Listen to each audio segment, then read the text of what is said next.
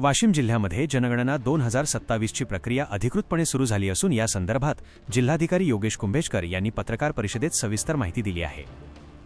जनगणना ही शासनाच्या धोरण निर्मितीचा मुख्य आधार असल्याने प्रत्येक नागरिकाने यात अचूक माहिती देऊन सहकार्य करावे असे आवाहन जिल्हाधिकाऱ्यांनी केले आहे। या प्रक्रियेसाठी वाशिम जिल्ह्यात महसूल आणि नगर परिषद प्रशासकीय यंत्रणा सज्ज झाली असून एकूण 2605 प्रगणक व पर्यवेक्षकांची नियुक्ती करण्यात आली आहे।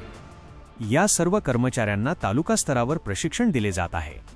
जनगणनेचा पहिला टप्पा म्हणजेच स्वगणना प्रक्रिया 1 मे ते 15 मे 2026 या काळात पार पडणार आहे।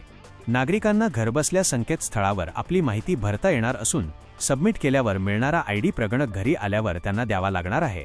त्यानंतर मे 16 ते 14 जून 2026 दरम्यान प्रगणक प्रत्यक्ष घरांना भेटी देऊन माहिती संकलित करणार आहेत। या काळात घराची स्थिती आणि सोयीसुविधांबाबत 33 प्रश्न विचारले जातील।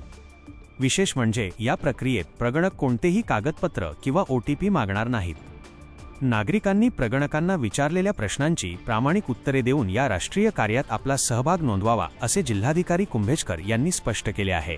अशा नवनवीन बातम्यांसाठी चॅनलला सबस्क्राइब करा आणि पाहत रहा MH न्यूज मराठी।